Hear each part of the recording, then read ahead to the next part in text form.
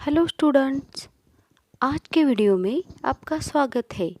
आज की वीडियो में हम देखेंगे लेसन नंबर 7 हमारा खान पान। जो पाठ है उसका नाम है हमारा खान पान।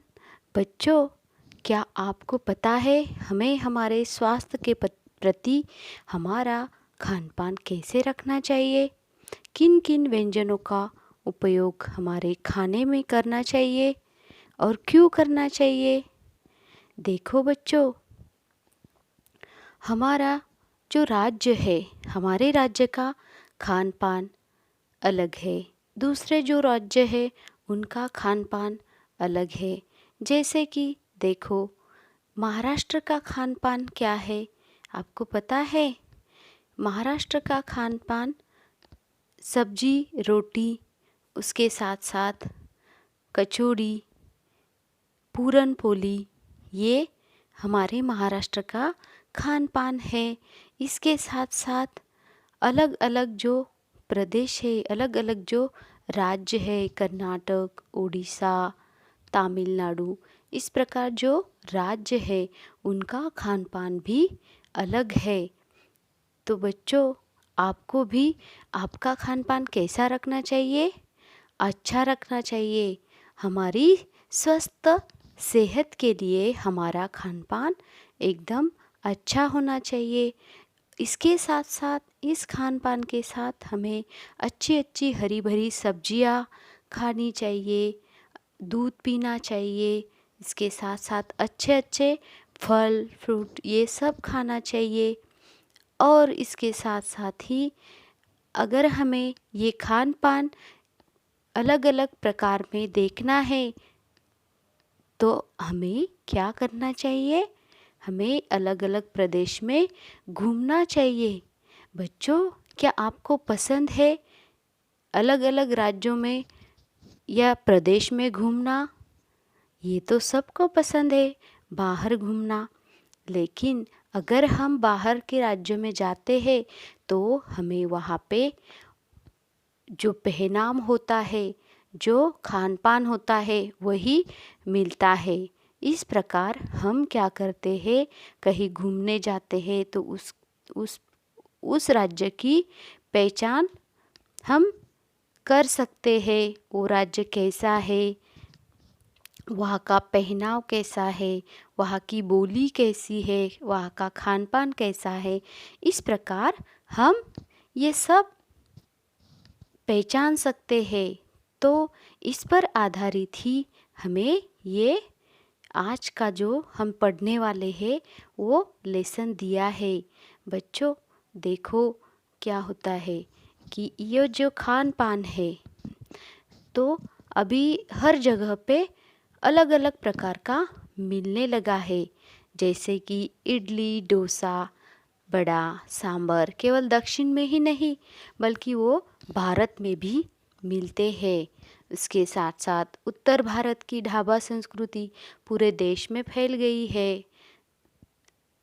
और फास्ट फूड का चलन जो कि चाइनीज है, नूडल्स, इसको भी सभी जानने लगे हैं।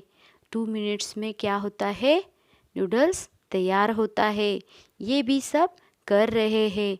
गुजराती ढोकला, गठिया, ये भी देश के कई हिस्सों में मिलने लगे हैं। इसके कारण हम सब चिंतित है क्योंकि स्थानीय व्यंजनों में उसकी वजह से कमी आई है, जबकि विदेशी व्यंजनें बढ़ती जा रही है। तो बच्चों, हमें इसलिए हमारे जो संस्कृति के, जो हमारे राज्य में हम जो खाना खाते हैं वही हमें खाना चाहिए। फास्ट फूड, चाइनीज ये हमें नहीं खाना चाहिए। इससे सेहत पर प्रभाव होता है, हम बीमार पड़ सकते हैं। इस प्रकार ये जो लेसन है उसमें हम देखने वाले हैं कि अलग अलग राज्यों में जाने से अलग अलग खान पान कैसे बदलता है। ये हम अभी इस लेसन में देखने वाले हैं।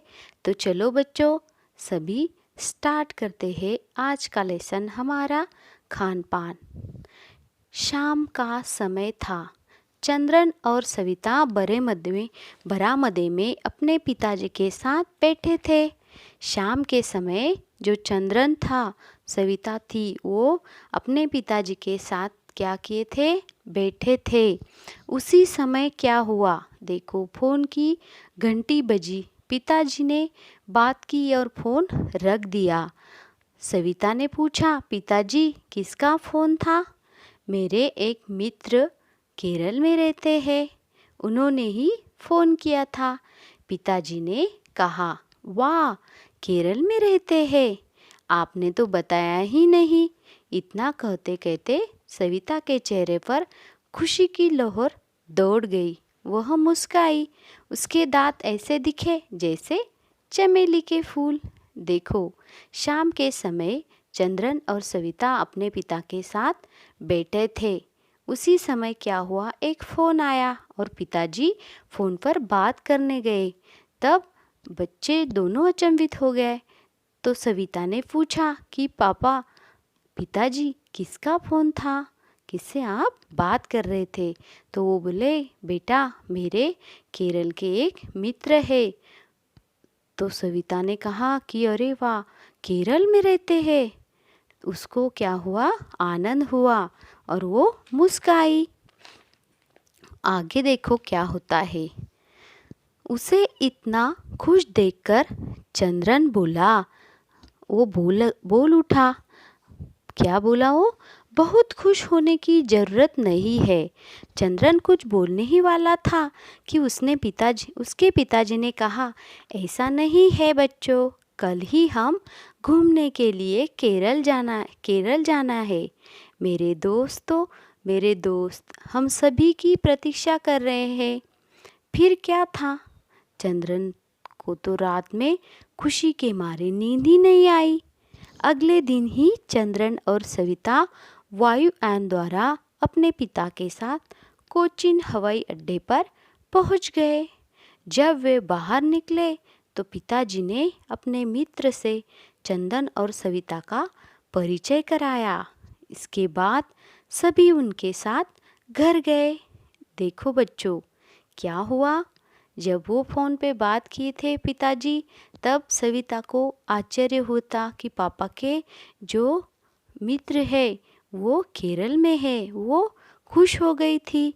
तो उस पर चंद्रन बोला कि इतना खुश होने की कोई ज़रूरत नहीं है, क्योंकि चंद्रन ये बोल ही रहा था। तो पिताजी ने क्या कहा, ऐसा नहीं है बच्चों, हम कल ही केरल घूमने जाने वाले हैं और जो मेरे दोस्त थे वो कितने दिन से हमें वहाँ पे बुला रहे हैं, वो हमारी प्रतीक्षा कर रहे हैं, इंतज़ार कर रहे हैं।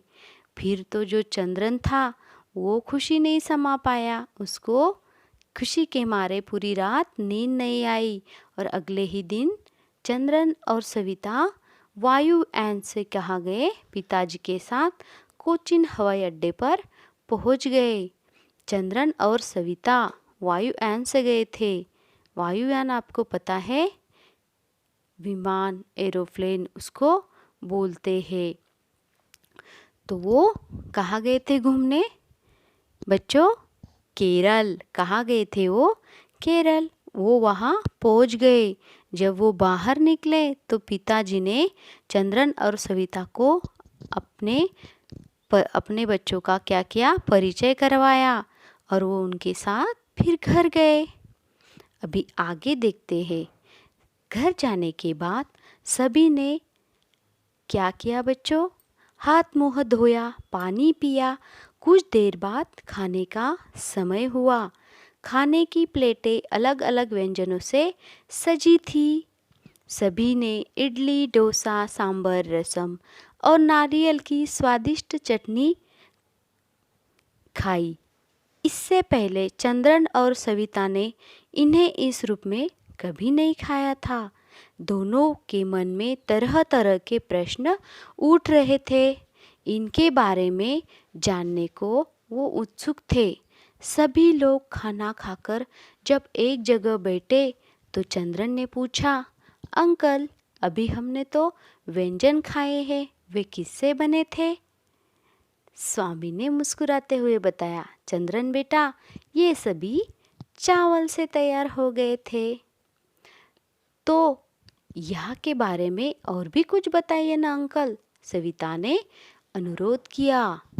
देखो बच्चों, जब चंद्रन और सविता अपने पिताजी के मित्र के यहाँ पहुँचे तो हाथ मुँह धोने के बाद उन्होंने क्या किया, जब खाने का समय हुआ, जब वहाँ पे खाने की अलग अलग प्लेटें लगी व्यंजनों की, तो वो क्या हो गए, आश्चर्यचकित हो गए। उन्हें लगा सभी प्रकार के व्यंजन जो है वो हमने अभी देखे नहीं है। इडली, डोसा, सांभर, रसम और नारियल की स्वादिष्ट चटनी, उन्होंने इस रूप में ऐसा खाना कभी नहीं खाया था। वो उनके मन में अलग अलग प्रकार के प्रश्न उठने लगे कि ये जो बनाया था वो किससे बना था। वो सब उत्सुक थे। उत्सुक यानी कि उत्सुक का अर्थ है बच्चों अधिक इच्छा रखना। तो उन्हें वो किस कारण बने थे ये जानना था। तो उन्होंने अंकल से पूछा, जो व्यंजन हमने खाए वो किससे बने थे। तब अंकल ने बताया कि बेटा, ये सभी चावल से तैयार किए गए थे। देखो बच्चों, आपको भी पता है इडली डोसा जो होता है वो चावल से ही हम बनाते हैं। आप भी खाते हैं, अपनी मम्मी बनाती है तब। तो आगे देखिए क्या होता है। जो सविता थी उसने भी अंकल से क्या किया, अनुरोध किया। अनुरोध का अर्थ क्या है, सरल और प्रिय भाव से निवेदन किया कि अंकल मुझे भी ये पता होना चाहिए। हाँ हाँ बता रहा हूँ बेटी, ध्यान से सुने। स्वामी ने बताना शुरू किया कि हमारा भारत जो है वो विस्तृत है। विस्तृत का अर्थ क्या है, बड़ा और दूर दूर तक फैला। सही है, आपको पता है हमारा भारत कितना विस्तृत है, दूर दूर तक फैला है। केरल दक्षिण भारत का मुख्य राज्य है, जहाँ की सविता और चंद्रन गए थे। वो केरल राज्य हमारे दक्षिण भारत का प्रमुख राज्य है। देखो बच्चों, आपको इस पर क्वेश्चन पूछा है कि दक्षिण भारत का प्रमुख राज्य कौन सा है, तो केरल है। चंद्रन और सविता कहाँ घूमने गए थे, केरल में। देखो बच्चों, आगे देखते। समुद्र का तट होने के कारण यहाँ गर्मी रहती है। तट यानी किनारा। ये जो केरल है वो समुद्र किनारे है, उसके कारण वहाँ पे हमेशा ज़्यादा गर्मी रहती है। यहाँ पानी की कभी कमी नहीं होती। यहाँ के लोग खेती के साथ साथ मछली पकड़ने का भी व्यवसाय करते हैं। व्यवसाय का अर्थ है बच्चों कारोबार। देखो, यहाँ के लोग जो है वो खेती भी करते हैं, साथ साथ मछली पकड़ने का भी कारोबार करते हैं। यहाँ अधिकतर लोग मांसाहारी होते हैं। यहाँ के होटल में ज़्यादातर मांस, मछली व इससे तैयार किए गए व्यंजन मिलते हैं। देखो, यहाँ के जो लोग हैं केरल के, वो क्या करते हैं, खेती भी करते हैं, साथ साथ मछली पकड़ते हैं, वो भी उनका कारोबार है। और ज़्यादा से ज़्यादा लोग यहाँ पे मांसाहारी होते हैं, मतलब मांस मच्छी खाने वाले हैं होते हैं। और वहाँ के होटल में भी यही खाना ज़्यादातर बनता है। इसीलिए इस राज्य को मसालों का शहर तथा ईश्वर का अपना घर कहा जाता है। देखिए बच्चों, केरल जो राज्य है उसको मसालों का शहर तथा ईश्वर का अपना घर कहा जाता है। नारियल के ऊंचे ऊंचे वृक्ष यहाँ की प्राकृतिक सुंदरता में चार चांद लगा देते हैं। देखो, नारियल के जो वृक्ष है आपको पिक्चर में भी दिखाई दिए, आपने उसके पिक्चर भी देखे कि वहाँ की सुंदरता कितनी अप्रतिम है, सुंदर है। देखो, वहाँ के जो वृक्ष है वो क्या होते हैं, और भी उसकी सुंदरता में चार चांद लगा देते हैं, और भी उसको चार चांद मतलब और भी महकना। पेड़ पौधों के कारण यहाँ की प्रकृति प्रदूषण का स्तर भी बहुत कम है। ज़्यादा से ज़्यादा पेड़ और पौधे होने के कारण यहाँ पे प्रदूषण का स्तर बहुत कम है। ठीक है, यहाँ तक हमने ये पढ़ा है। तो बच्चों मुझे बताओ कि किस राज्य को मसाले का शहर कहा गया है? मसालों का शहर किस राज्य को कहा गया है? केरल को। और दूसरा नाम क्या है? ईश्वर का अपना घर। यहाँ के लोग खेती के साथ साथ और कौन सा व्यवसाय करते हैं? मछली पकड़ने का। ओके, आगे देखिए बच्चों। स्वामी ने जैसे ही अपनी बात पूरी की, चंद्रन ने कहा, अंकल यहाँ का खान पान तो हमारे यहाँ से बिल्कुल अलग है, ऐसा क्यों? देखो, तब चंद्रन के मन में ये सवाल उठा वहाँ के जाने के बाद कि हमारे यहाँ का जो खान पान है वो क्या है, सबसे अलग है। मतलब यहाँ का अलग है और वहाँ का भी अलग है। हमारे देश की कहीं उपजाऊ भूमि है तो कहीं मरुस्थल है।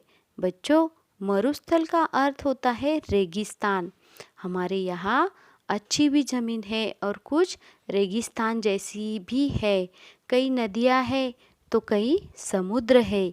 भारत में कई ऐसे शहर हैं जहाँ खेती होती ही नहीं है, परंतु भोजन तो सभी को चाहिए। जहाँ खाद्यान्न की पैदावार नहीं होती और नदियाँ ही नदियाँ होती है, वहाँ के लोग सिर्फ मांस और मछली पर निर्भर होते हैं। लोग पोषक तत्वों व प्रोटीन के लिए भी विभिन्न तरह के भोजन करते हैं। अब जरा सोचो, उत्तर भारत में कचौड़ियाँ जलेबियाँ मिलती है। दिल्ली के छोले कुचले प्रसिद्ध है। मुंबई के लोग वड़ा पाव बहुत पसंद करते हैं।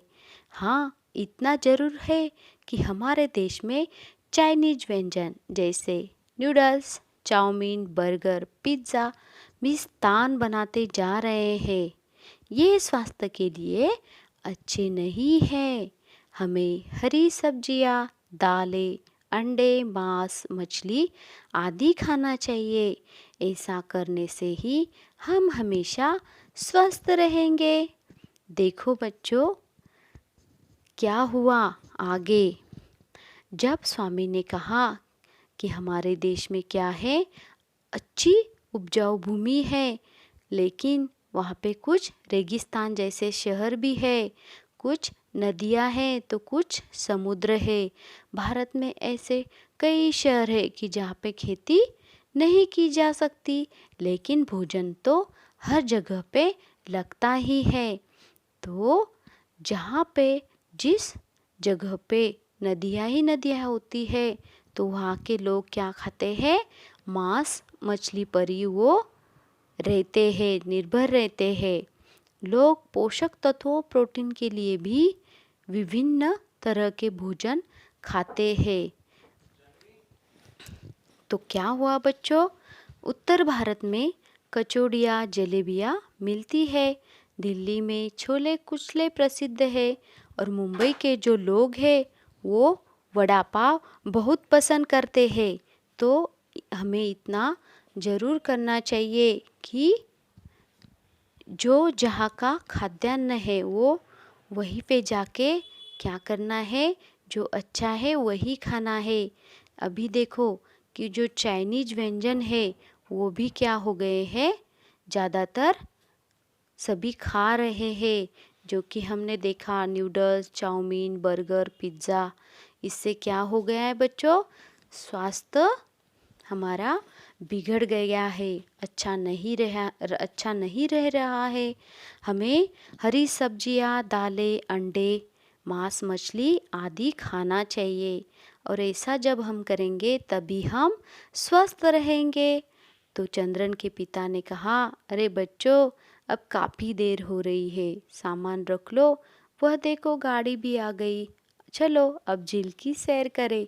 कुछ देर बाद वे सभी स्वामी के साथ सैर के लिए निकल पड़े। देखो बच्चों, हमें इस पाठ में बताया गया है कि हमें अलग अलग राज्यों में जब हम घूमने जाते हैं तो वहाँ का खाद्यान्न, पहनाव, ये सब अलग अलग प्रकार का होता है।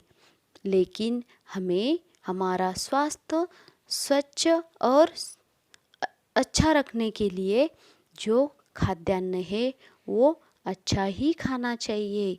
इसीलिए इस पाठ से हमें ये सीख मिलती है कि हमें इसके लिए शैक्षणिक यात्राएं करनी चाहिए कि हमें अलग अलग जगह पे जाकर नई जानकारी मिल सके। तो बच्चों, हमें भी अभी तो ये जो वातावरण चल रहा है कोरोना का, इसके लिए हमें ज़रूरी है कि हरी सब्जियां, दालें, अंडे, मांस, मछली आदि अच्छे से अच्छे खाएं और हमारी सेहत अच्छी रखें ताकि हम इस बीमारी का सामना कर सकें। तो बच्चों, आज की वीडियो में हमारा ये जो लेसन था, ये जो पाठ था हमारा खान पान, ये समाप्त हुआ। अगली वीडियो में हम इसका अभ्यास देखेंगे। Thank you.